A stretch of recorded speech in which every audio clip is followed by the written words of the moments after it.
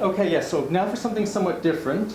As if we got on a ship in Constantinople, one of the Messageries Maritimes or Lloyd Triestino, and we went straight down to Alexandria. That was a very common shipping route in those days. So I'm going to be talking to you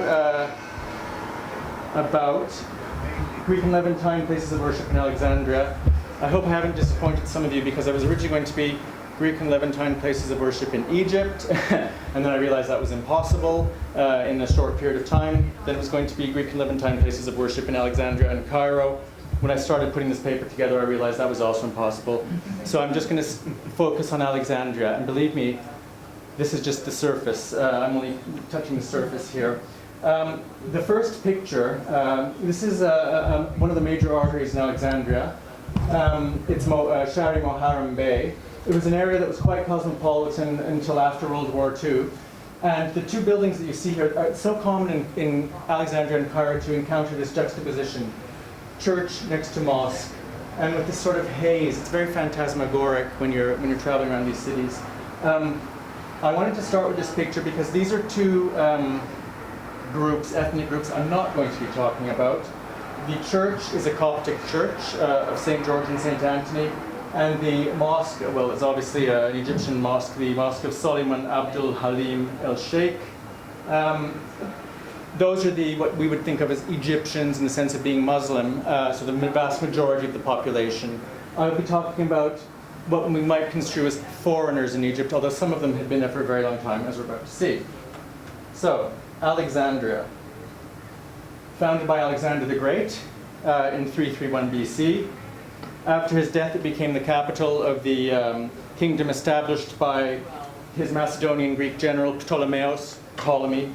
And the last descendant of Ptolemy, over 10 generations later, to reign in Alexandria was, of course, the famous Cleopatra. The city of Alexandria, created by Alexander, he was only there for a few months and never returned, was really built up by the Ptolemies between 323 BC and 100 BC. Of course, it was famous for its pharos, which unbelievably stood for over 1,000 years. 1,500 years it almost stood, to about this height, and it only was completely demolished in an earthquake in the 1400s. It's quite amazing to think about it. This is coming into the harbor of Alexandria. The view hasn't changed very much. There's a small fort on this bit of, well, near where the pharaoh stood. You see the city in the background with Lake Mareotis behind. Even the skyline hasn't changed that much. During the Roman period, Alexandria was second only to Rome in terms of size and importance. It was famous for its pharos, of course, lighthouse, for the library, for its temples, sacred spaces. We're going to be talking about more modern ones. And it was a commercial center, a major commercial center. It rivaled Rome, really, and the Romans always had a slight inferiority complex about that. Hence well, they more or less were in charge from 100 BC onwards. Keep in mind, it was repeatedly rebuilt during the Roman period, layer upon layer upon layer. So by the time, the period that we're going to be looking at, to get down to the original Hellenistic layers, you have to go down 5 or even 10 meters to reach that level. And it's almost the water table level because the whole coast and everything has changed. Much damage was done to the ancient monuments from the 2nd century onwards. There's political and religious strife, especially between the Christians and the pagans and different factions of the Christians. There were natural disasters. There was a tsunami in 323 AD that wiped out everything that was along the coast. It altered the coastline completely. By the time of the Arab conquest, 641 AD, very little was standing. The old city, the city that you see here, was largely in ruins. The Arabs rebuilt the city walls about 300 years after they took the city, enclosing a much smaller area than the actual ancient metropolis. By the time the Ottomans conquered Egypt in 1571, the city had greatly diminished in size. By the time Napoleon came in 1798, this is downtown Alexandria. It looked like this. It was a field of ruins. The only recognizable ancient monuments that were standing were the so-called Needles of Cleopatra, these two obelisks that had been set up in front of the famous temple which she had started building, dedicated to Caesar. It was later converted into a Christian church, and then it was felled in earthquakes and burnt down by the various factions. But that was all that was standing, and the Caesarium rose behind it. And there you see the harbors right there. These are Arab walls that were built much later. And that was a tower, probably of Hellenistic origin, but rebuilt into the Arab fortifications. But this is what one saw in Alexandria in 1800. This is the main ancient street. It's still, there were these colonnades built in the late Roman, early Byzantine period of red Aswan granite that ran along the main streets of Alexandria. It was famous for these colonnades. They were still standing in 1800. This is the biggest mosque that was in the city at the time, the Mosque of 1,000 columns. Of course, the 1,000 columns were robbed from all the ancient buildings that had collapsed. It was also used as a source of building materials, in particular rare marbles, for the whole of the Ottoman, and Arab world before that.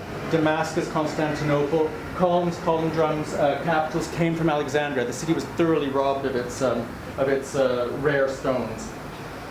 So yes. It was briefly under French control. Napoleon arrived shortly after the French Revolution, 1798 to 1801. This was a sort of baiting of the British because it was on the land route to India. He was eventually thrown out. The French forces were thrown out in 1801 by the British. They didn't stay very long. What happened was, this being part of the Ottoman Empire, there was a local military leader, Mohammed Ali. He was of Albanian extraction, interestingly born in Kavala in Macedonia, so we see an interesting connection with the Ptolemies, who also came from that part of the world. He was the local Ottoman military commander. Between 1805 and 1811, he built up his power until he more or less effectively ruled Egypt as a viceroy for the Ottomans and for the Ottoman Sultan in Constantinople. Eventually, in the course of time, without going into details, he was granted by the Sultan the right for his and his descendants to rule Egypt in a hereditary fashion. But when he died, he was still known as Vali, governor of Egypt. Move swiftly on. Another leading figure in the history of Alexandria, of course, Nasser. He was born in Bakos in Ramleh, which is one of the suburbs to the east of the center, in 1918. It was him and another group of Free Army officers who overthrew Muhammad Ali's dynasty in 1952. And in 1956, he became president of Egypt, and he ruled as president until 1970 when he died suddenly. And it was in Alexandria in July 1956 that he stood on the balcony of the former Bourse, the stock exchange, and announced the nationalization of the Suez Canal. So it was a city that played an important role in the history of Egypt, right up until the very recent modern period. Quite symbolic, that speech, obviously, because that was the beginning of the Egyptians taking over Egypt for themselves from what they perceived as foreign influence and foreign speculators. So back to Muhammad Ali. He was the one who was responsible for recreating a city on the site of the ancient remains of Alexandria. In the Ottoman period, in ancient times, there had been a mole here which connected the city with the Pharos Island. In the Ottoman and Arab period, it was silted up, and that's where an Ottoman town grew up, with very narrow crooked lanes, as you can see. This whole area was the field of ruins. This is the street with the colonnade that I showed you in those 1800 engravings. And the two obelisks of Cleopatra, the needles of Cleopatra, they called it right there. So this whole area was more or less a field of ruins in 1810, 1815, when Muhammad Ali was cementing his control. That's where he decided to rebuild the modern city. He also reopened the ancient canal, which had silted up, joining the Mediterranean to the Nile. He was the real developer of modern Alexandria. And it's to him that we owe the city that appears there, that we see today when you go there. It has a real atmosphere. It has a Greek feel to it. It feels like the city of Alexandria, but it's really the city of Muhammad Ali. And the foreigners who he invited to flock into Egypt. He wanted to create a thriving port, a commercial city, and he succeeded in doing that by attracting foreigners in huge numbers to Egypt in the course of the 19th century, with whom he worked very closely. This is a map of Alexandria around 1930, which is the period that we're sort of focusing on. This was the height almost of cosmopolitan Egypt. There were huge suburbs here to the east that expanded all the way down to Abu Qir, called Ramleh, which means sands in Egypt. They had different names, usually named after the foreign developers who lived in them. And we'll be looking at some of the churches and things we're going to be looking at will be off this map. A number will be downtown in the downtown core. To give you an idea of the amounts of people we're talking about in Alexandria, Levantine, quote unquote, I think it's an umbrella term. I'm not very comfortable using it. Certainly not to describe people like Greeks and Armenians who've been present in the East for a very long period of time. But let's lump them all together for now. In the population census of 1937, it was undertaken in Egypt. In Alexandria, 36,000 Greek citizens. They held the nationality of Greece.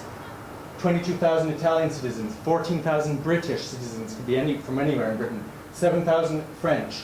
Now, the numbers of these actual people, if you look at it on a racial basis, this is also counted in some of the censuses. Greeks who held Greek, Egyptian, foreign nationalities.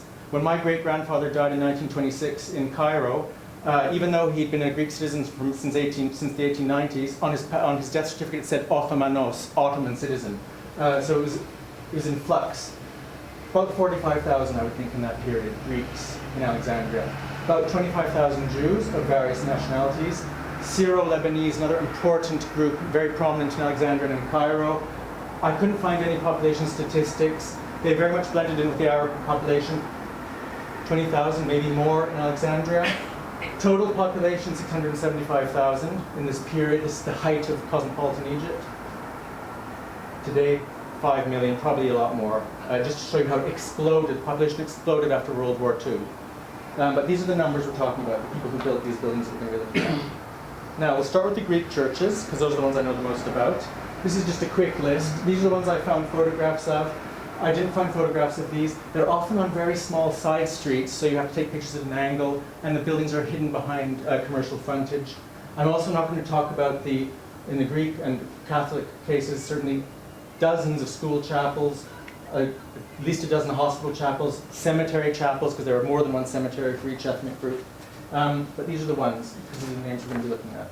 So I'll whiz through them. It's going to be a whistle-stop tour.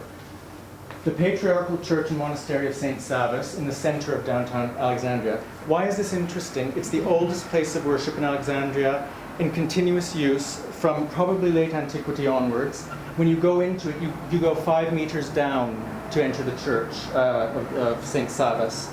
This was where the Patriarchate was located from probably late antiquity onwards. It was very near the Caesareum, the temple Cleopatra built to Caesar, that was finished by Augustus and devoted to the Roman emperors, the cult of the Roman emperors. It was right in the center. It's described from the 16th century onwards in the accounts of travelers, and it was the seat of the Patriarchate, so it was very important. It was the Cathedrikos Naos, the Cathedral Church of Alexandria, devoted to St. Savas. There was also a monastery attached to it.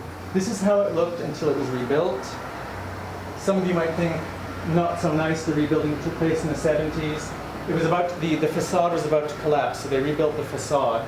I don't like it myself too much, but it is very reminiscent of the colonnades that ancient Alexandria was renowned for, and that's probably what the architect had in mind when he rebuilt it. This is a picture taken before the church was done up inside. You can see columns of Aswan granite. These are always a sign of very old buildings in Egypt or Alexandria, but late Roman. This is the ground kind. It's a late Roman basilica in effect. So it's the oldest church in Alexandria. You go down these steps and you enter a place that's probably been in continuous use for millennia, probably. This is what it looks like now after it's been tarted up a bit. It's quite small and intimate, this church. I have a particular connection to it. This is when I was there in December. These are pictures from the official website of the Patriarchy of Alexandria. It was actually an ordination of a bishop from Africa, a black bishop. And I'm there in the background, for those of you that are eagle-eyed. And it was almost 130 years to the day that my great-grandparents were married in that church, so it was very emotional for me. They had eloped from Constantinople and they went and got married in Alexandria, and it was a very moving experience. And the Patriarch has enormous presence and dignity. It was amazing, wonderful experience. So that was the Patriarchal Cathedral until recently, until the 90s. The Patriarchal Cathedral is now this much bigger church that was built on ground given to the Greek community by Mohammed Ali in the 1850s. The Greek community, not the church. This was a secular organization that was given this land. They built this large, very Florentine-looking church devoted to the Annunciation. Vassiadis most give it the Greek name. It was done up around 1900 with slightly Art Nouveau features and everything. The inside looks more or less as it always has done. It's a very impressive iconostasis templon.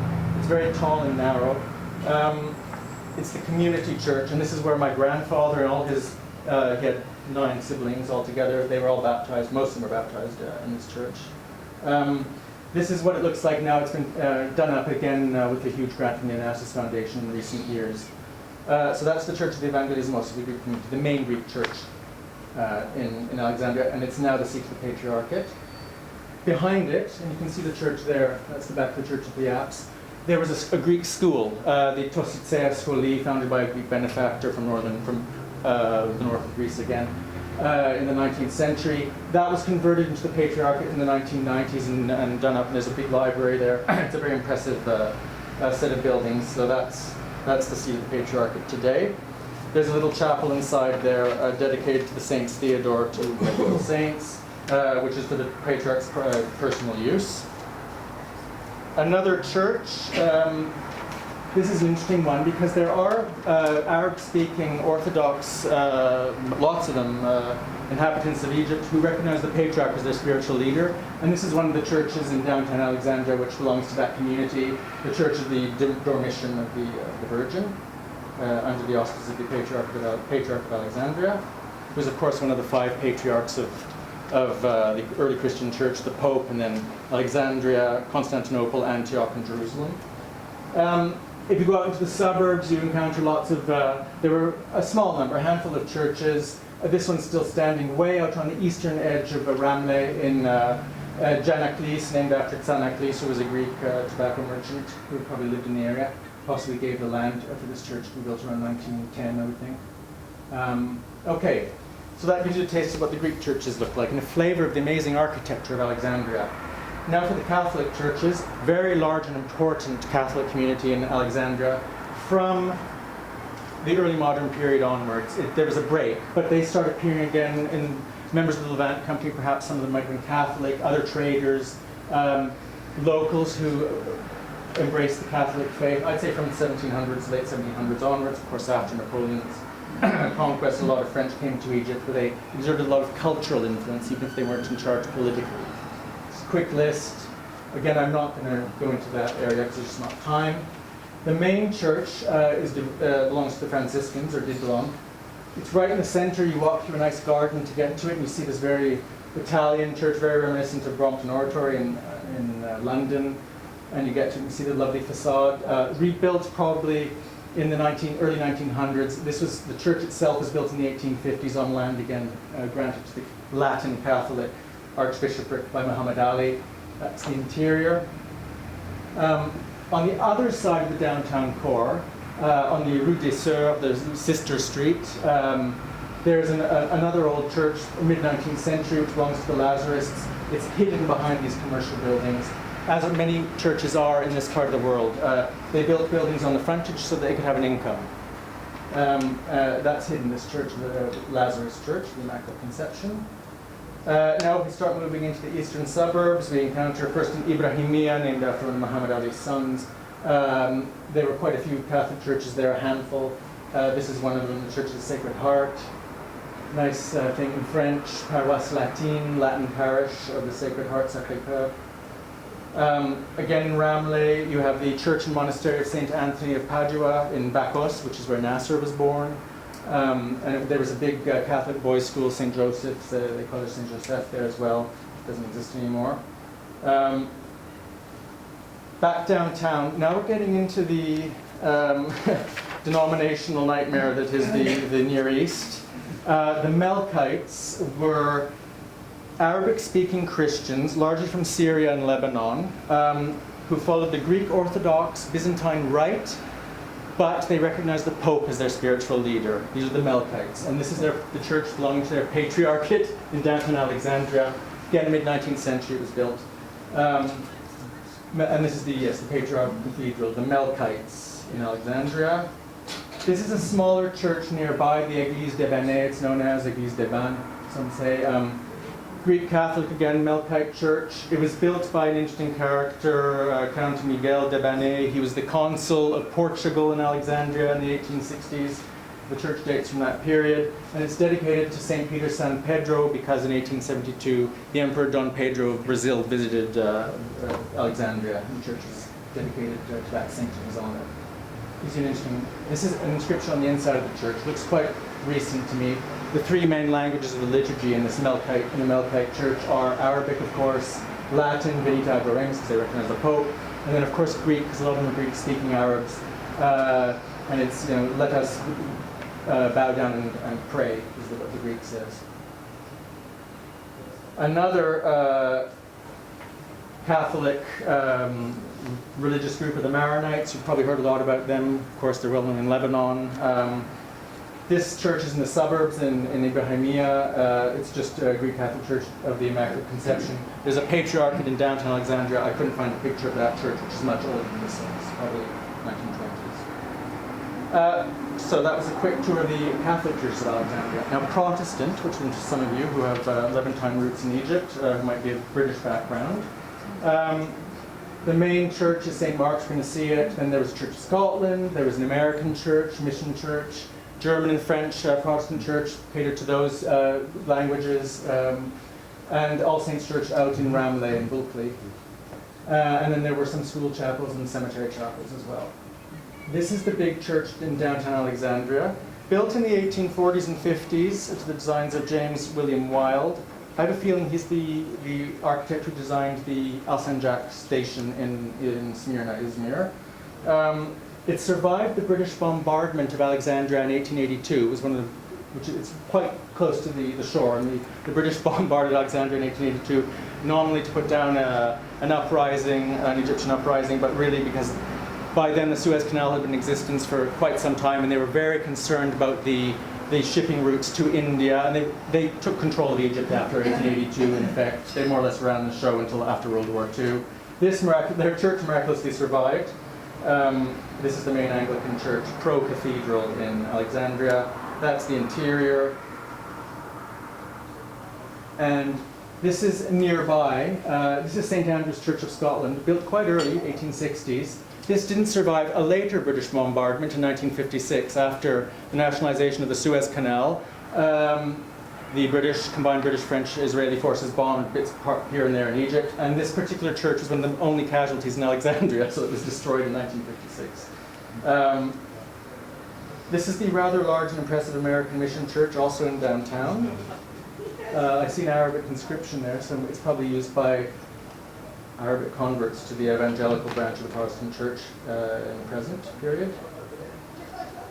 This is a very old picture, circa 1870, of downtown Alexandria before the big building works, the new building of the Corniche, which took place around 1900. You see one of Cleopatra's Needles standing in the left-hand corner. They were both shipped, one to London, one to New York in the 1970s. This is the church we looked at already, St. Andrew's, that was destroyed in the bombardment in 1956. That's the German and French Protestant Church, which still stands. It's not a very good picture of it, but it's there, catering to that denominational group.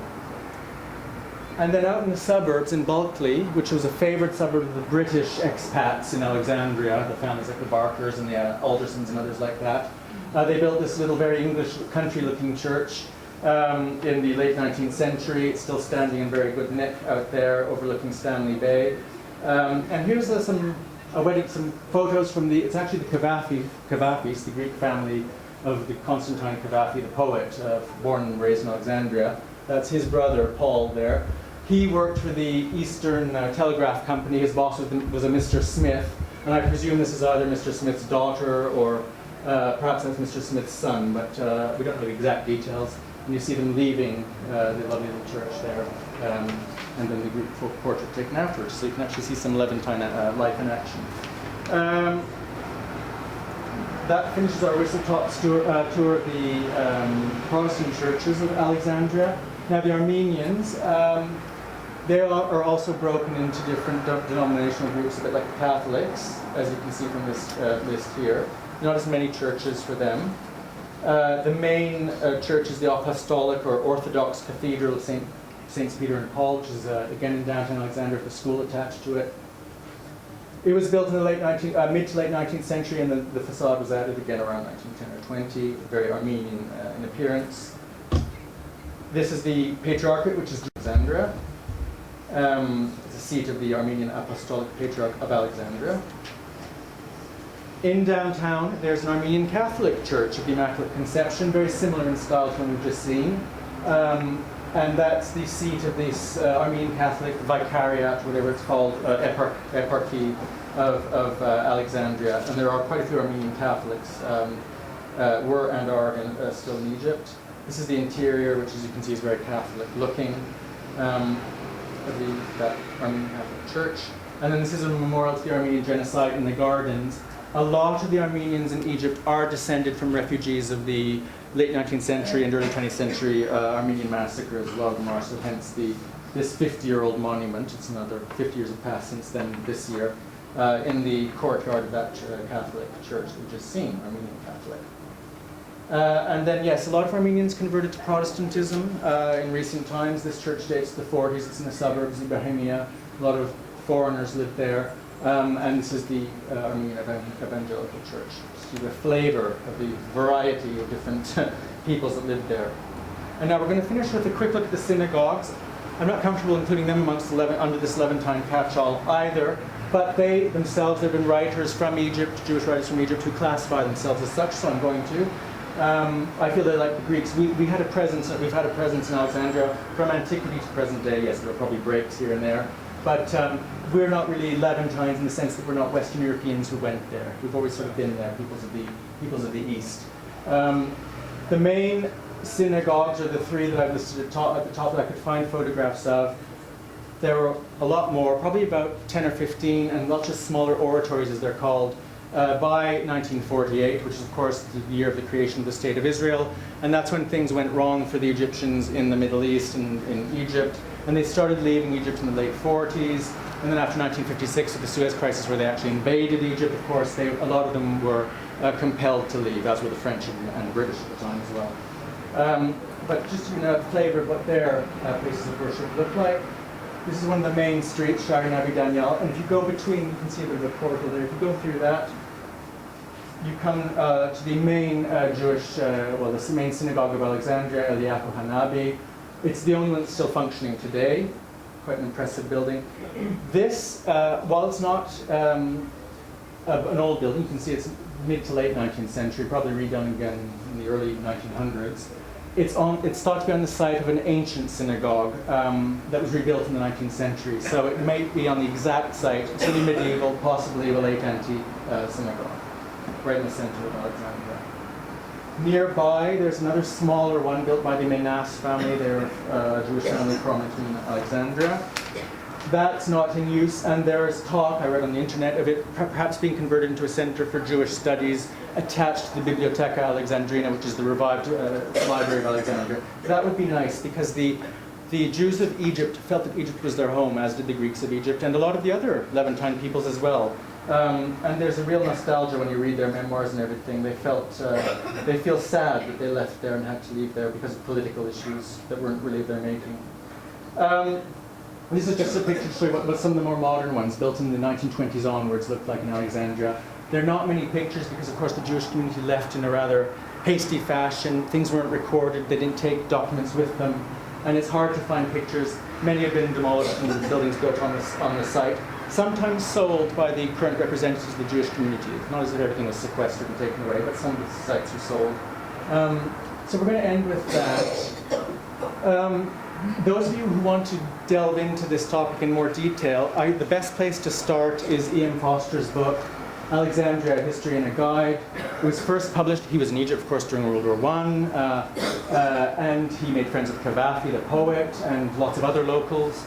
It was first published in 1922 and then repeatedly after that, and it's recently come out in a new edition, expanded with notes, an introduction by Durrell, Lawrence Durrell. But read that, it's a wonderful book, witty, incisive, it makes you laugh, but sad at the same time. He's, like many British writers of the early 20th century, he knew how to use the language with economy and precision, and it's a beautiful book about Alexandria.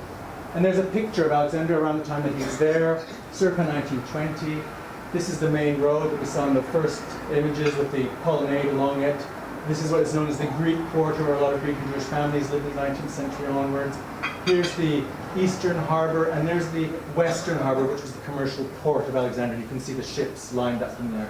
It was a thriving commercial city, and it still is the most important commercial city in Egypt after Cairo, obviously, and a major port in Africa. And that hopefully gave you a little picture and a bit of a taste of the wonderful cosmopolitan past of Alexandria, but also its present, because most of these buildings are still in use. And there are communities there that have survived. Very small in number, but very tenacious. They're still using the buildings. The schools are still in use. And they have a sense, of course, of being Egyptian now, but they also know about their heritage and where they came from. And it's nice. I mean, it's like we Greeks in Canada, which is where I grew up. It's the same, and why shouldn't it be that way? So thank you very much.